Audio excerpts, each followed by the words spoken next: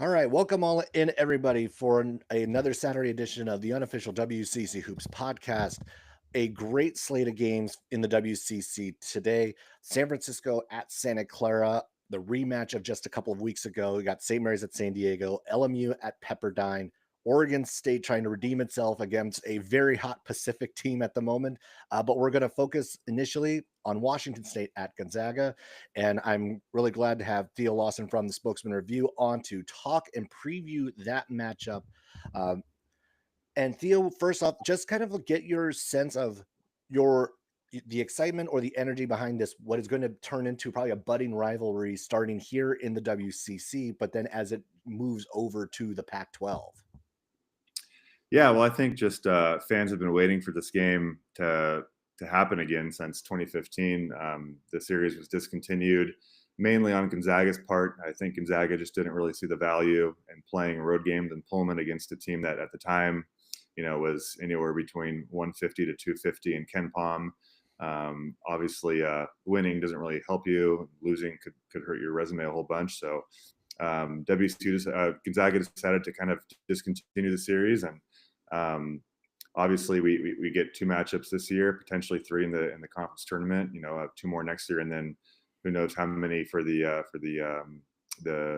foreseeable future. So people in this area are Gonzaga fans, Wazzu fans. A lot of people went to Gonzaga, but supported WSU football, or a lot of people who had supported WSU basketball kind of switched over to support Gonzaga over the last 2 decades with their run of success, and then kind of with WSU's decline the last 10, 15 years. Obviously, the last few years have been a little bit better, but a lot of split families in this area, Gonzaga and Wazzu fans. So people are pretty excited about this matchup. It's going to be a packed Kennel.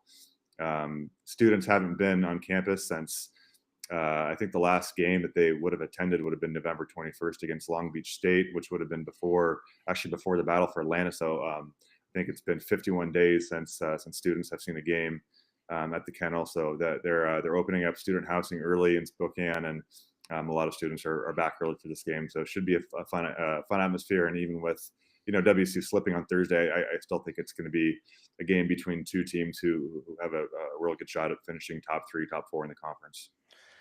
Yeah, for sure. I mean, and Gonzaga the last few weeks, obviously, you've reported that, and it's been out there that this team has been dealing with the flu bug. They've been kind of there's been some illnesses. But they're still picking up these obviously maybe quote easier conference wins early on in WCC play.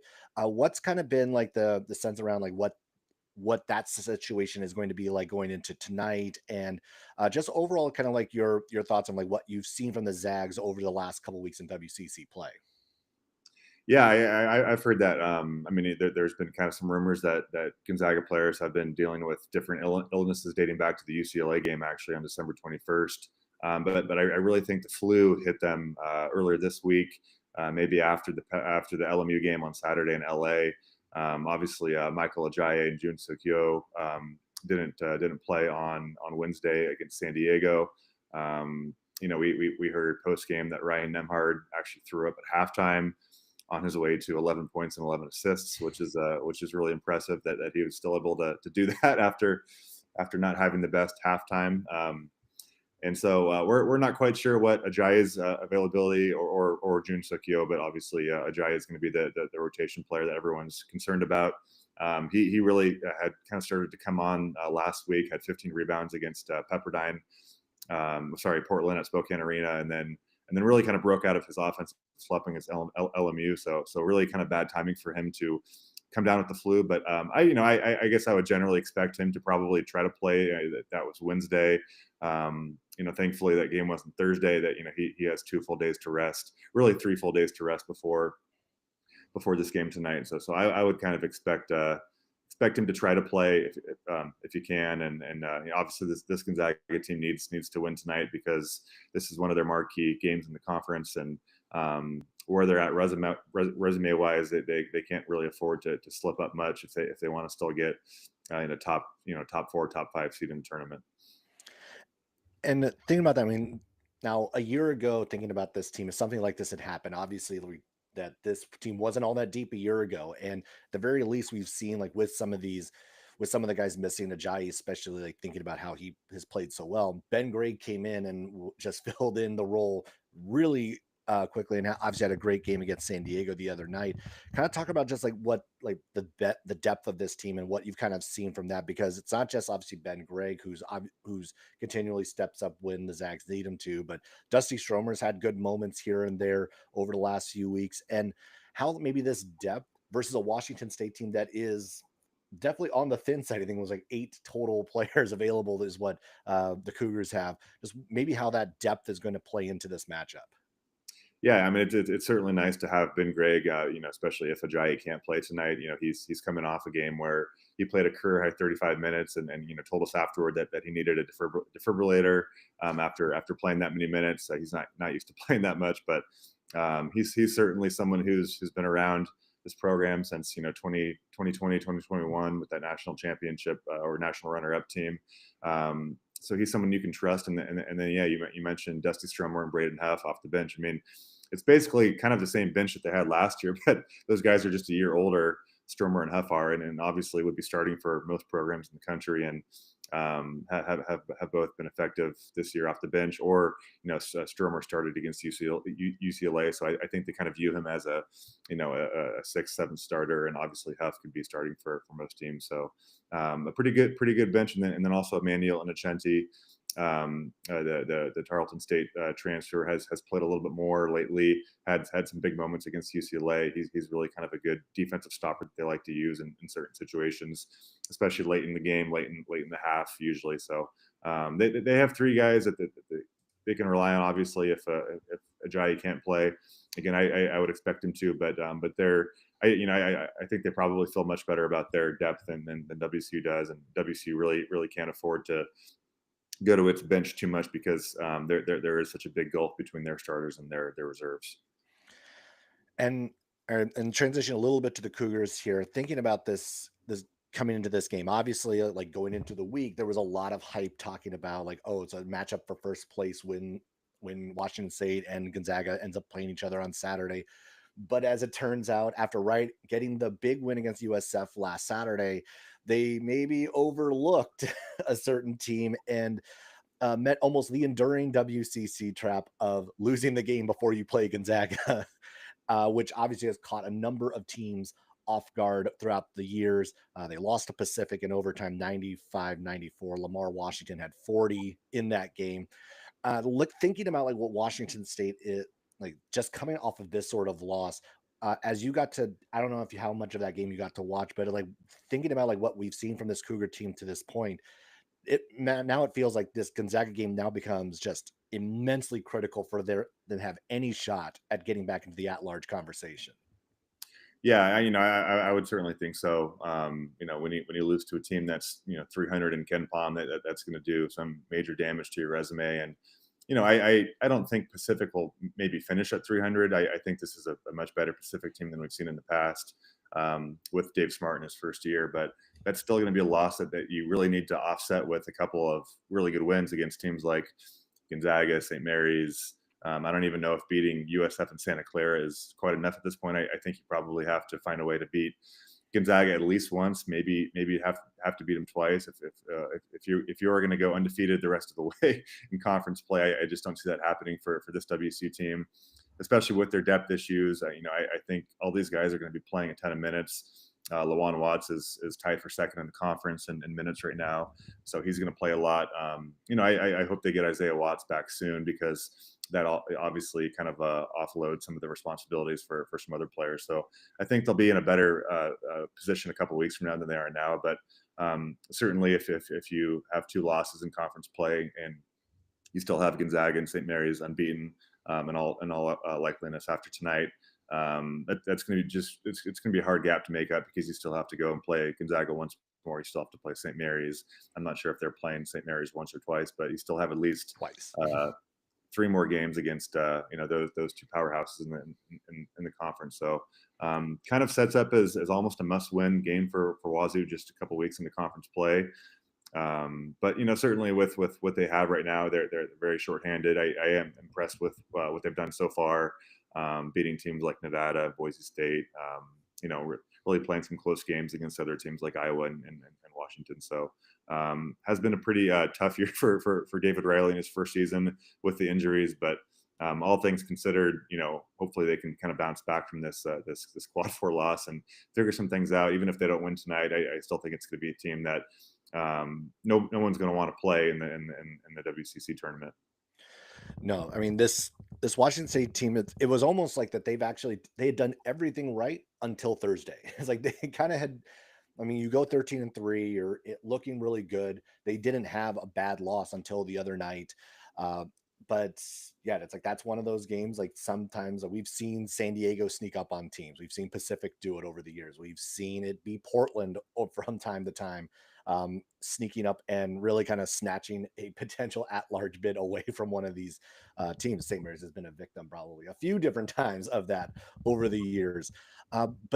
Looking at this Washington State team and what the matchups we're going to see with the Zags, one that kind of like interests me a lot is maybe like that point guard matchup of like Nate Calmese and Ryan Nemhard, because I two very different styles of point guards, but these are two guys who obviously have played really well to this point of the season. Nemhard might be arguably the best point guard in the country, but how do you maybe see like what's maybe a matchup that you're looking at, or a one of those situations that you're looking for in the matchup tonight?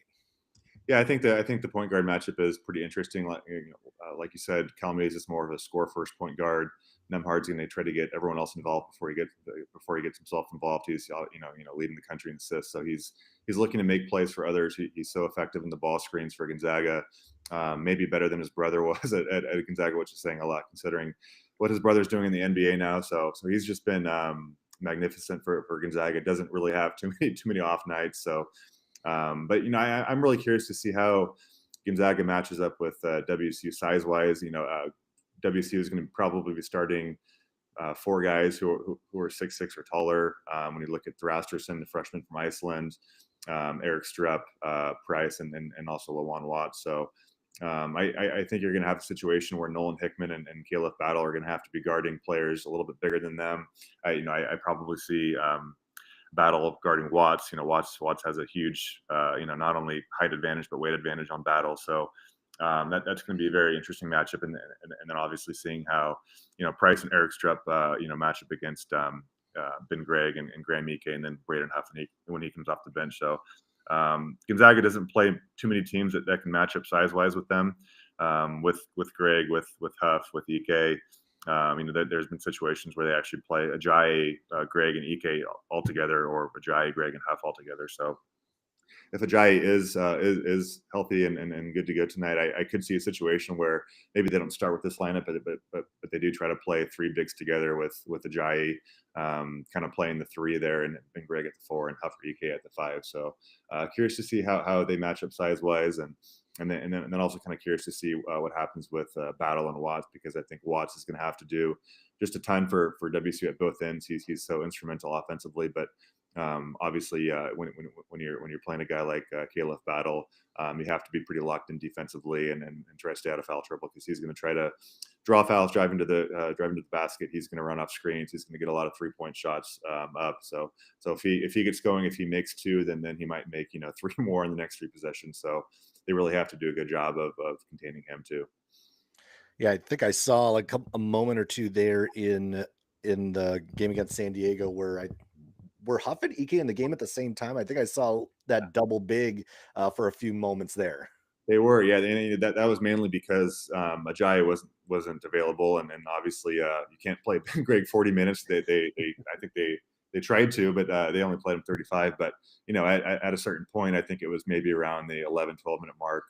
Obviously Ben Gregg has to come out for a few minutes, so you have to play Huff and Ike together, and they enjoyed that. They obviously I don't think they've played together in any situation all year together. So fun to see that. I don't think it's something that Mark Few is going to lean on much. They're very similar in a lot of ways. Huff can stretch out and make more threes, but they do most of their work under the basket in the paint. So they kind of get in each other's way, I think, if they're in the game too long. But it was fun to see that for at least a couple minutes. Yeah. Now I will say though, like I think that there might be some level of testing that out because I've seen St. Mary's run double big actually a couple of times with Saxon being the four-man in lineups with either Wessels or McKeever. So there might be some like let's try this out and see what it looks like before one of those bigger matchups. Even Santa Clara with their huge front line, Tilly between Tilly Tongue and O'Neill. But obviously, like, so speaking of like those other matchups, like Gonzaga right now is going to be starting a stretch of 6 games, which is going to be one of the tougher stretches in conference play. You have obviously they have Washington State tonight, but then they are going to be at OSU. Then they head to then they're home for Santa Clara. Then they have the Portland game, but then after that they get the Beavers again, and then they're traveling to Moraga to take on St. Mary's. As you kind of like look at this stretch of games, how critical, like what's to for them to feel comfortable, even let's say like obviously many people still have Gonzaga winning the conference and probably maybe only picking up 1 or 2 losses throughout the course of conference play, but looking at this stretch, what's maybe not wins and losses, what's an important thing for the Zags to kind of be able to accomplish in that stretch to have them maybe feel a little bit more comfortable getting in deeper into conference play? Yeah, I think I mean, obviously going undefeated in that stretch is key because again, they really can't drop too many games to teams not named St. Mary's if they want to kind of keep their resume afloat and grab a 3 seed, 4 seed in the tournament. But I think I think mainly I think there's going to be some opportunities, maybe against Oregon State, maybe against Portland, to kind of put some teams away early and not not let them come back into the game late like Gonzaga did against Pepperdine on the road and somewhat against San Diego. I mean that game never really felt like it was going to be out of hand, but certainly in a game like that at home against San Diego before playing WCU, I think Mark would like to have his starters out of the game a little bit earlier than he did. So there's going to be some chances I think to get big leads, and I think that the key is going to be to stay focused and not let their especially defensive focus slip in those games. I think that's what happened against Pepperdine, and these are teams that they're traditionally accustomed to beating pretty handily. Most of them, obviously, I think Oregon State and Santa Clara are 2 teams that could give Gonzaga pretty good games. So I think really it all comes down to defense, defensive focus, and playing well on that side of the ball because they've really kind of shown what they can be on defense. They just haven't really done it for 5 straight games. They'll have 3 games where they're really solid, and then you see a game against a team like Pepperdine where 2 guys who aren't averaging anywhere close to 15 points a game each score 25. So they've had some lapses like that. So I think if they can play a solid defense, I just I trust them offensively to be able to score 80, 85 points every game, no matter who the other team is, except for maybe St. Mary's. But certainly, I think if they can hold teams under 80 most nights, under 75, they're going to be in pretty good shape. So actually, there was that conversation a little bit online, just kind of like the strength of this Gonzaga team, because like, going into the year, obviously everyone talks about the offense and efficiency wise, they're still right there. Like all the metrics say, like the Gonzaga offense is still one of the best in the country, but maybe the big surprise from the get go was the defense, because it did seem like the defense actually was the kind of the thing that was carrying this team in large stretches in during the non-conference. As thinking about like, was that kind of a surprise to you just to kind of see how quickly the defense showed up? And then do you think that the offense, is it just that we're so used to Gonzaga's offense being so good that when they're just even slightly off, that's just, it throws people into this wild, crazy expectations that, oh, they're not as good as they are, so they stink? Or like kind of what's kind of your read on the just like the bounce between the offense and defense on this team? Yeah, well, I think starting with the defense, I think there's been a bunch of different kind of sample points you can use. I mean, I think a lot of people will look at the Baylor game and the season opener and say, well, they gave up 63 points to Baylor, great defensive effort. But I was in Palm Springs when they gave up 96 points to USC in an exhibition game, and so that still resonates with me. And even though it was an exhibition game, Gonzaga played its primary rotation guys most of the game, played its starters most of the second half. Both teams wanted to win that game. It didn't feel like an exhibition. Gonzaga came out of that game really, really disappointed in their defense. And so, I start off with that. And then obviously Baylor, it looks a lot better, but then they, come back home against Arizona State and give up 80 points in a home game. Kentucky that, really solid in the first half defensively, built an 18-point lead, and then let Kentucky make about 33 pointers in the second half. So it's been really back and forth. I think overall, obviously they've been a lot better than last year, better than most people expected, without really the one defensive stopper that an Anton Watson was for this team, or Chet Holmgren with rim protection, Brandon Clark. They don't really have one guy like that you say he's going to kind of save them on that end of the floor. A lot of possessions. They're just playing pretty good team defense for the most part. I think it's a bunch of seniors who generally know what they're doing. They're pretty focused. They know their assignments. But and then other games, again, like we talked about Pepperdine, where they just let Mo Odom and Jackson Oliveira kind of go off, and then San Diego with KJ Bradley. Mark Few was really upset after that game about just kind of rotations and letting 3-point shooters get open. So it's been a little bit back and forth, better than expected, but certainly there's still, I think they would say that there's a lot of room for growth on that side of the ball. I think missing a Jai on Wednesday, who's maybe become their best defender. I think that probably led to some of San Diego's open looks, but it's been better than expected. But I would still like to see them put together 4 to 5 games where they're really, really good on that side of the ball to say that it's going to be a strength for the rest of the season.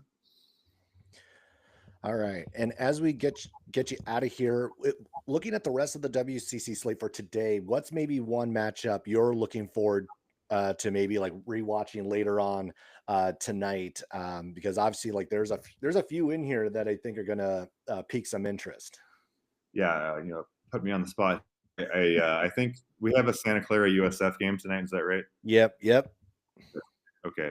Is that game in at Santa Clara or at USF? Yeah, we're heading down to the Leavey Center tonight.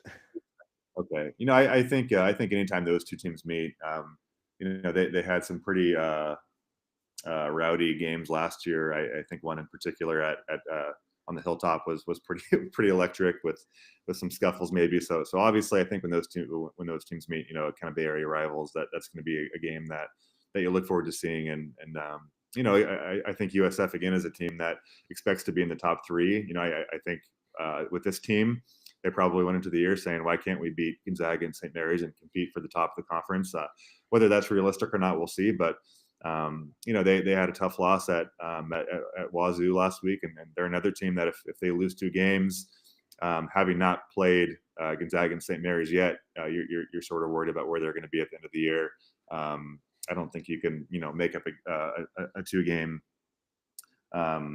gap like that when you haven't played the 2 best teams in the conference. So looking forward to that game. I think that's one I'll have my eye on all night. Again, I need to kind of go through the rest of the games to get a better sense of who's playing. But certainly, I think that the 2 highlight games are the one up here in Spokane, and then that one down there in the Bay Area. And I think if Santa Clara can pick up a big win, that's going to be massive for them going forward. And they're obviously a team that's proven that they can beat Gonzaga. They can hang with St. Mary's, and so I think really those top 4 are top 4, top 5 teams in the conference are going to be kind of bunched up, and then we'll kind of see if maybe St. Mary's and Gonzaga can make some room for themselves at the top. But those next 3 teams can beat anyone on a given night. All right.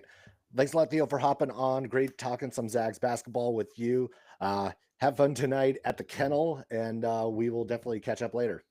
It's going to be a good time. Thanks for having me on. Thanks. All right. So, again, like Gonzaga, Washington State do take on each other at the Kennel tonight, 6 p.m. on ESPN Plus. It is a travesty that game is on ESPN Plus and not on another network. So, again, like this matchup is to me, I mean, it really feels like this is, as Theo mentioned, a near must win for the Cougs, because losing the Pacific is a killer. Like as someone who roots for St. Mary's, someone who also went to USF, like I have seen these teams lose one of these quote unquote, like one of these games that you shouldn't lose, and it cost you a tournament spot. There was a number of years where I think for St. Mary's, it was San Diego just kept biting them regardless of how bad the Toreros were in a given year. Is like that was the team that always gave them trouble. Even looking the other night, for some odd reason, Portland gives USF problems. Yes, the USF was able to still get the win and everything else, but that's a somewhat of a more challenging game for them. The matchups just make it weird for the Dons. So there's always those trap games, and unfortunately, Washington State's felt the brunt of one of those just the other night against the Tigers. So, going to switch gears a little bit here and talk a bit about that Oregon State Santa Clara game the other night, because this was another one of those matchups that both teams absolutely needed. And this game gave us kind of everything we wanted out of it. We saw Santa Clara get double-digit leads in the first and second halves, but the Beavers came back to get back into it in both of those cases. Obviously, the game was sent to overtime. Every time Santa Clara would make a charge and make a run, Oregon State was able to answer those runs.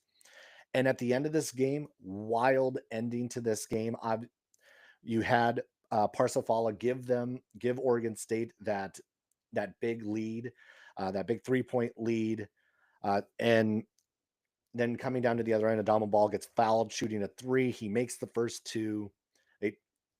They try to ice him with a timeout. He misses the third. They get the offensive rebound. Tilly misses a three, and the Mahi tip in to win it. So that game was wild. But this is one of those games where Santa Clara, they had so many games like this over the course of the season, where the ball just didn't bounce their way, and on Thursday it finally did. Like, you could point to any number of moments when they and USF met up a couple weeks ago, where Santa Clara should have won that game, and it just slipped away. And you could have said the same thing about the game against Washington, where they were kind of in a position to win that game. Stanford, North Dakota State, like, so many of these games were razor thin margins, and they just let slip away. And finally, it went their way the other night against OSU. So for Santa Clara, that's a big win. It kind of like it's more of a stabilizing win, if anything else, because they needed that one. Now they get the opportunity to get another with USF coming in. And if it's anything like round one of this game, of this matchup this season, this is going to be another really, really good game. It was 97-94 the first time around. USF did win that game in overtime, but just some great performances in that one. Christoph Tilly had 20. Johnny O'Neill had 20 off. He had 20 off the bench. Malik Thomas had 34. Uh, Marcus Williams with 23.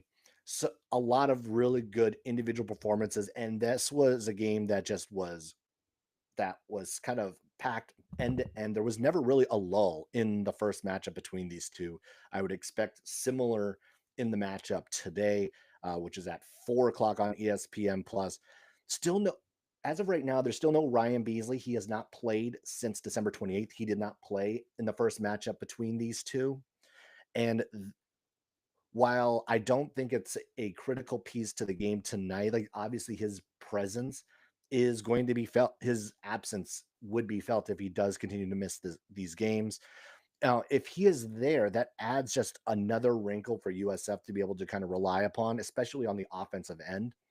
And that's a that's going to be a really important thing for the Dons as they look toward the rest of this game. I mean, Malik Thomas, we can kind of point to. It's like he won Player of the Week again. He's been Player of the Week 4 different times, and in conference play, he's been incredible. He's averaging 26 a game, and he's really found his stride. He's been one of the best players in the league, maybe the best player in the league. I think arguably he's the by far front runner for Player of the Year at this stage. But this is for USF. This is also critical. Both of these teams are in a position where this game means a lot. This is a quad one opportunity for the Dons. This is a quad two opportunity for Santa Clara. So both of these teams need this game. And actually, I believe it's a quad, and this might be no, it's a quad two game for Santa Clara. Both of these teams need this game, and for various different reasons. Obviously, we know Santa Clara has the tougher hill to climb because of the losses they already have. We know that they have to do that. USF is in the scenario where I don't think they have enough good wins. at this point. And yes, there's going to be more opportunities. Washington State was a missed opportunity, but but now they get Santa Clara.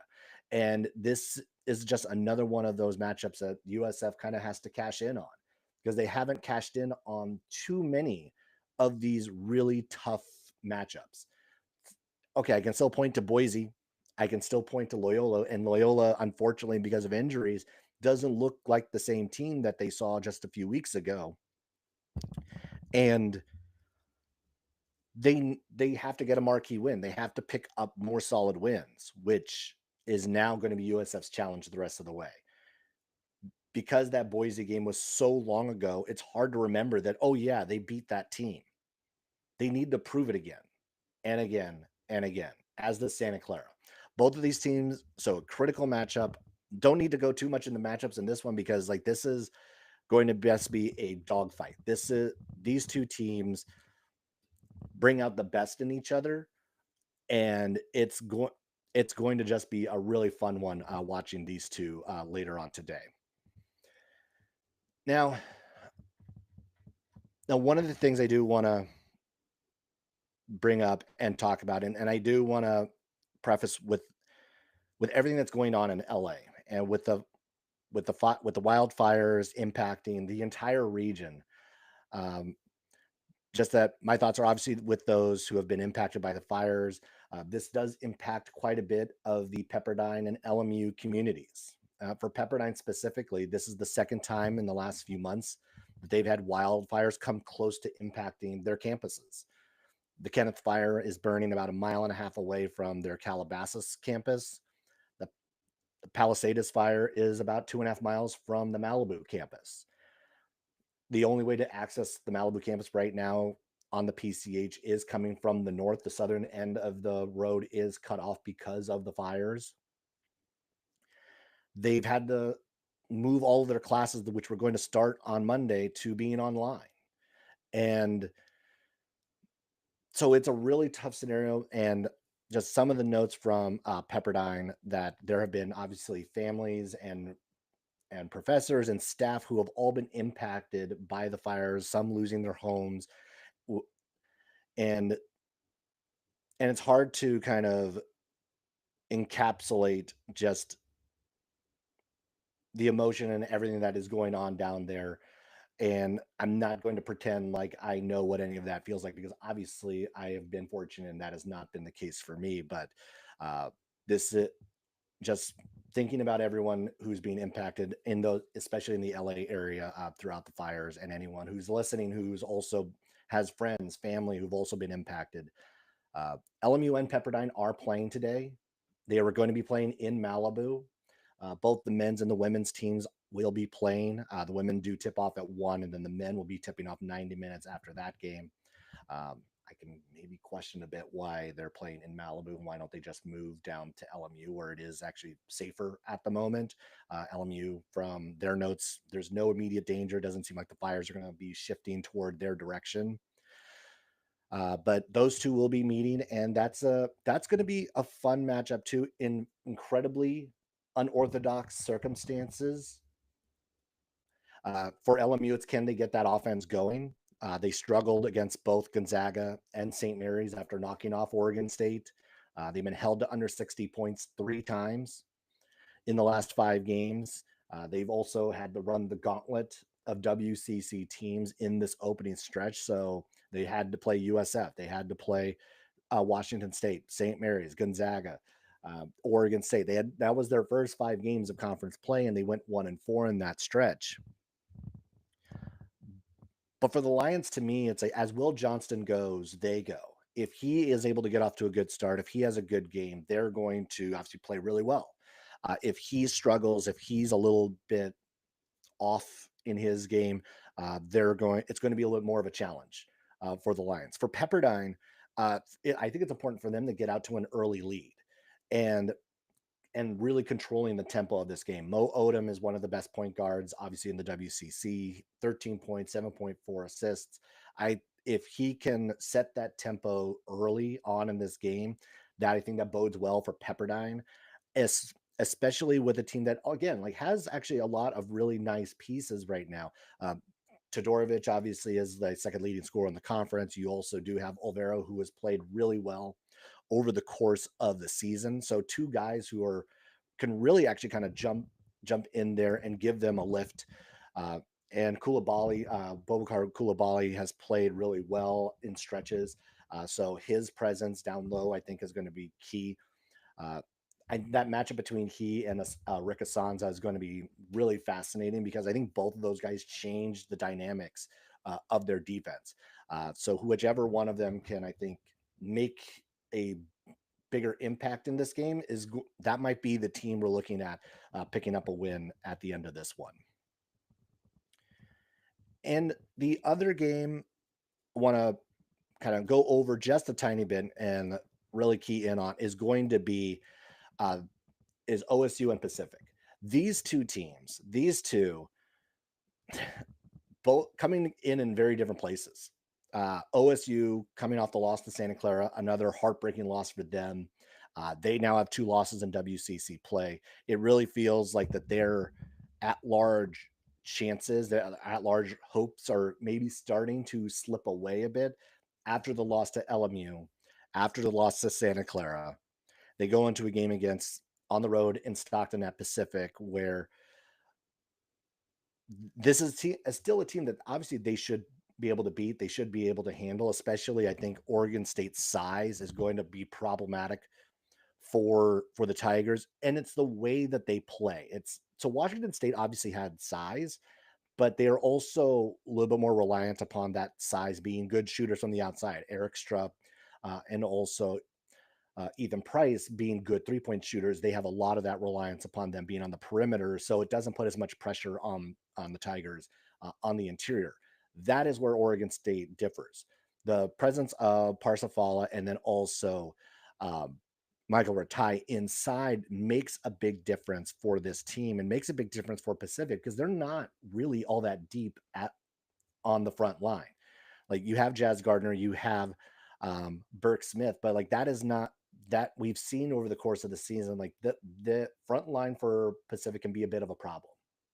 Their strength is going to be the scrappiness of their guards, and we saw that throughout the course of the Washington State game, where their defense was swarming, double, triple teaming almost any time the ball shifted down into the post, and that really actually helped them get into the passing lanes, helped them really kind of propel that offense early on and late in that ball game.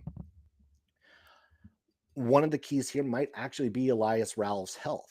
We saw him really just be part of one play in that game against the Cougars the other night.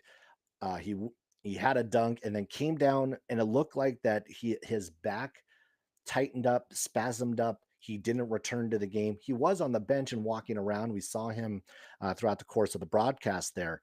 But his health, I think, is going to be a key factor in here. He's the third leading scorer in the WCC. So having his offense against this Oregon State squad is a big part to what they're going to be able to do.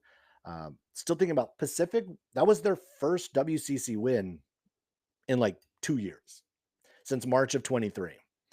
They snapped the 20-game WCC game losing streak.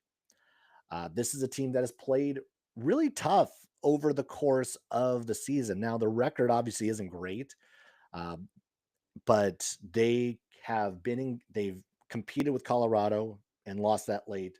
They were right in the game for a while with Arkansas, lost that in the second half. They have been competitive with a lot of St. Mary's. They only lost that game by 10 at St. Mary's. They had been in a lot of these games against good opponents. And I had thought that it was just a matter of time before they broke through. And we saw that the other night against Washington State, that they were able to break through and get that win. Now, that doesn't mean I think that they're going to be able to pull it off again. If they can, then that says a lot about where this program is momentum wise, the way uh, Coach Dave Smart has them playing. And I mean, if Lamar Washington can produce anywhere near what he had the other night, the 40 burger he had against Washington State, then obviously they have a very good chance of winning this one. I expect Elijah Fisher to be a bit more of a factor in this one. He fouled out late in that game, but This was a contest. This is going to be a game, Oregon State Pacific. I think this is going to be about toughness versus toughness. And who really is going, whoever comes up with the 50-50 balls, whoever does a lot of the little things right is going to win this game. Pacific, I don't think is going to go away in this contest. I think Pacific is going to hang around. They're going to be there at the end. And for Oregon State, this is a critical game because they also haven't won a road game yet. If Pacific can continue to play anywhere near like what they did the other night, they are going to probably win this game against Oregon State. Now, but if Oregon State can clean up at least some of the defensive miscues that they had against Santa Clara, because again, Oregon State made their name on defense to this point of the season, and they gave up, what was it, 82 points to Santa Clara. So that was a much more Santa Clara styled game the other night. If they can get back to what they're used to playing and slow this game down and really make this a defense first game, I do think that's going to favor Oregon State and put a lot of pressure on Pacific. And if it and getting inside, getting into the key is going to be critical for, I think, Oregon State. If they can do that, they can control the paint, they'll be fine. They'll come out with a win in this one. And that's honestly what I think is going to happen. Oregon State will take that contest. All right. So that kind of wraps up this edition of the Unofficial WCC Hoops podcast, live on Saturday. So again, like Washington State at Gonzaga is the big one tonight. Talked to Theo, Lawson. So if you missed it, go back and listen to the full interview with him. San Francisco at Santa Clara, that dogfight is going to be happening down at the Leavey Center tonight. St. Mary's at San Diego also is another one. Again, I talked about that those games that can trip you up. This is one of those games that St. Mary's has to kind of be on point to make sure they handle their business against the Toreros. LMU at Pepperdine in very odd circumstances, obviously in the LA area. And then Oregon State at Pacific, two teams who are pointed in slightly different, in opposite directions at the moment, but it's going to be a fascinating watch later tonight. All right, well, that'll do it. Thanks a lot, everybody, for watching, and I will catch you later.